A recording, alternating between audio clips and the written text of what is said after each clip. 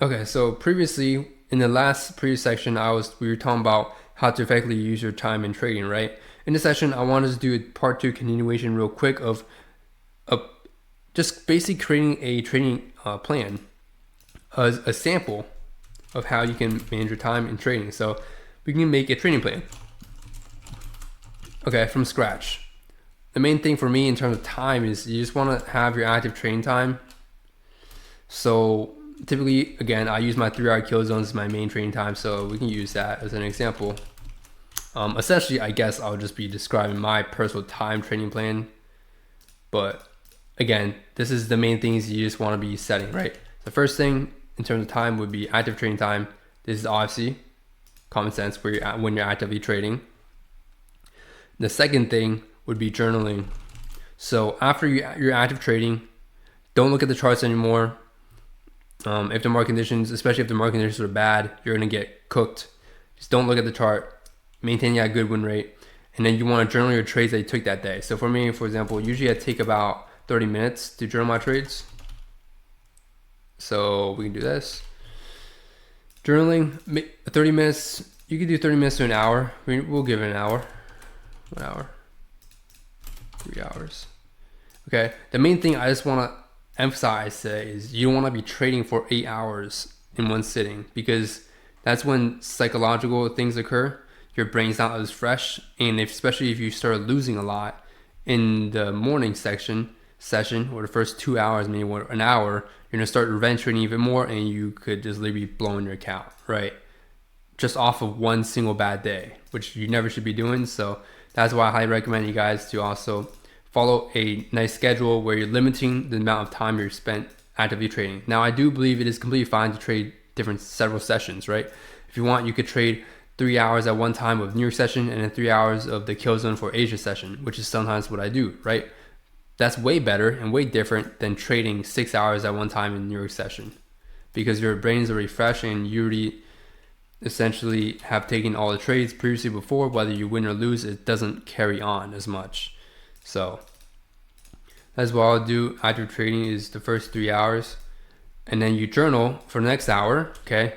In journaling, you basically want to take screenshots of your trading view, and then you want to fill out the sections I showed in my journaling video, or whatever sections of data you want to collect, and then you want to review how you did that day in terms of emotions, discipline. For me, emotions and discipline are linked together. It's the same thing. If you're not following your plan or not disciplined, then you're making an emotional mistake in your trading that could potentially make you unprofitable, potentially, right? If you have a very good trading system, you can give yourself breathing room to make emotional mistakes. But if your trading system itself is already not the best because you lack experience, for example, then it's emotional mistakes can definitely mess up that profitability, right? Once you have done your journaling, what I typically like to do is, this all depends on how much time you have, right? And I personally have a ton of free time, just because over the summer I'm doing this full time. So there's essentially a ton of free time for me, right? What I'll do is, there's always more to learn in trading, right? Regardless of what level you are, there's always more to learn. Like, I would say don't overcomplicate your trading, but try to always, maybe not always purposely seek things out, but when you stumble upon something, you can definitely add into your trading plan, journal it, and see from your data if it's helping or not. If it's not helping, just cut it out. Okay, just ignore it if it's not helping. If it's helping significantly in terms of your win rate or risk reward or something that may be emotional, definitely include it in your trading plan. Just make sure you're not overcomplicating everything. How I view it is, complicated things become very simple the more screen time you have. So maybe these concepts at first of the course were very complicated, took you a long time to grasp, but the more screen time you have and experience, the faster you see these things happen live on the chart, and therefore they become very simple to you. So then you can add even more stuff later on. You definitely don't want to be adding too much stuff at one time, is the main thing I want to just basically advise against, right? After that, journaling. If you have time, studying. What does this mean? Just basically, there's a lot of ways to study. There's YouTube resources. There's traders on Twitter as well. I will say to be careful where you learn certain stuff, because certain stuff will just get in the way of your trading. Like, if you have like thousands of indicators on your chart, I say that is a very negative thing. You shouldn't even need anywhere close to that. If you were trading just off indicators, for example, like for example, my algorithms I made is literally just one algorithm. Of course, it's a long algorithm, somewhat long, but it's not like I combine multiple algorithms into one and make the best filtering trading system, right? So the rest of the time, I would say studying, maybe look for certain things. You could be on YouTube, Twitter. You can go on the Discord. What else? I think that's roughly about it. I mean, mainly just, I guess, YouTube is the best source of information nowadays. So YouTube or just on the internet, right? Just do research in spare time.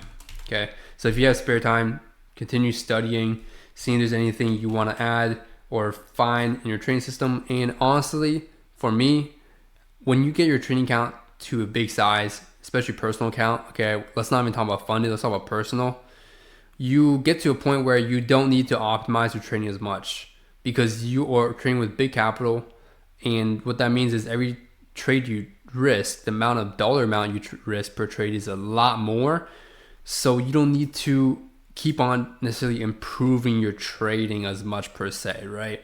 As long as you can maintain consistency that's profitable and give enough wiggle room for emotional mistakes, that is already good enough for a very big account.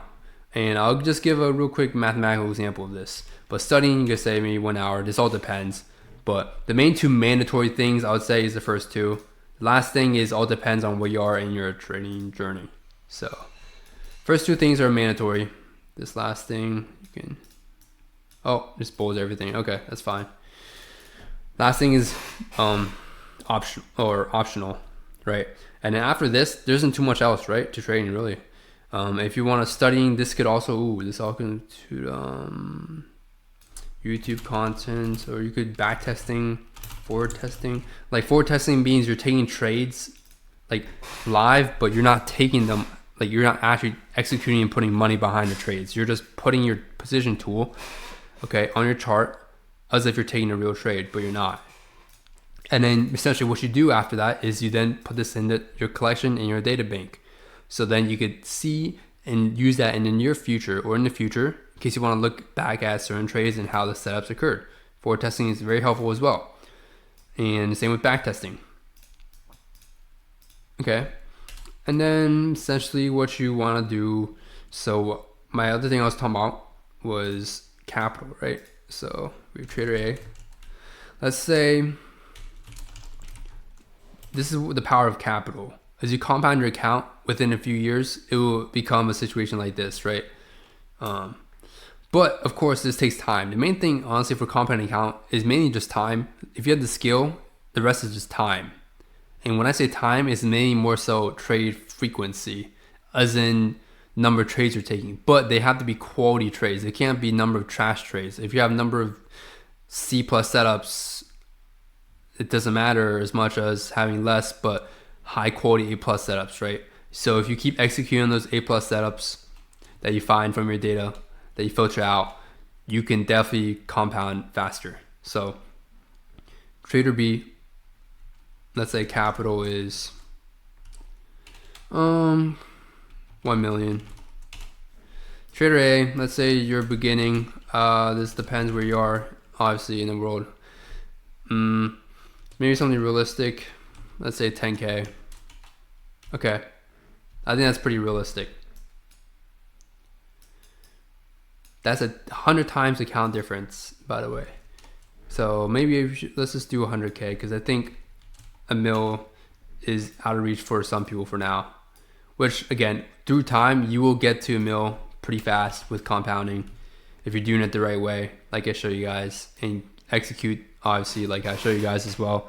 And if you're trading every single day, you can probably get to a mil, depending on how much you start with and how much you're risking per trade. But you can definitely get to a mil, like count wise, if you're not spending much as well, like bills and stuff, within like maybe 3 years. I'll say give or take 2 to 3 years. Depends on how much you start off, how risk adverse you are, of course. Too many factors to say, but I would say 2 to 3 years is actually possible with the proper account. Trader A capital 10K.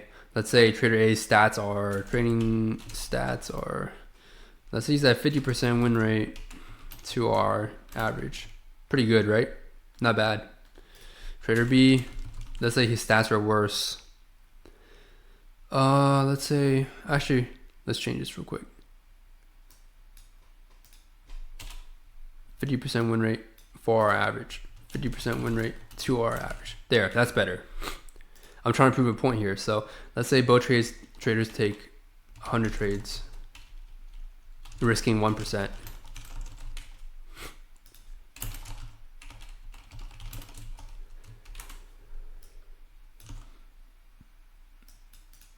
And this is not including compounding, by the way. Let's just pretend they're risking constant amount. So 1% of 10K will be $100 each. So $100 each, 50 winning trades, 50 losing trades. And then the winning trades are times 2, obviously, because, or times 4 because of risk rewards. So that would be 200 minus 50. So 150 are a net total after 100 trades. If we multiply this by the risk percent amount in terms of monetary value, this would be 100. And then, so that would be 15K, I think. Yeah. 50K in profit after 100 trades. Now this trader, we clearly know has a worse trading system. However, they have a bigger capital size because of time. So what they do is they win 50.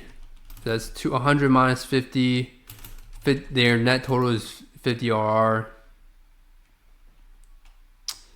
So 50 RR times what they risk is 1% of 100K, just 1K, and that is 50K. So you guys can see there's a huge difference in terms of profits. This is 3 times the difference in terms of profits. Even if trader B has a worse trading system, right? He's still generating way more in terms of monetary value. So imagine trader B had a 4R winning system, then that would be even more crazy, right?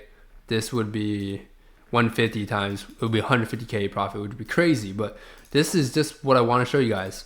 As you scale your account even bigger, the stats and your performance, you don't have to optimize as much as if you're on a small account. If you're on a smaller account, you definitely want to be optimizing as much as possible without filtering out too many trades, because you still want trade frequency, right, to grow and compound your account. But in order to do that effectively with a smaller account, you would want to get the best stats possible, or try to optimize. You're not going to get perfect stats, right? 50% win rate with 4R average, I would say is pretty good, okay? Pretty good. With this, if this is like taking like 2 trades a day, this is very good. If this is taking like 1 trade a week, then it's not that good. I'm not gonna lie, because trade frequency definitely matters, of course, because that affects how many trades you're taking, right? So if you're taking 200 trades with the same system, you're gonna have, I think, around double the profit, right? So that's basically it, what I want to show you guys today in this video on how you capitalize on your trading plan in terms of time. And then last but not least, just making a comparison on compounding your account and how stats change as your account grows. So hope you guys took notes off this section, and yeah.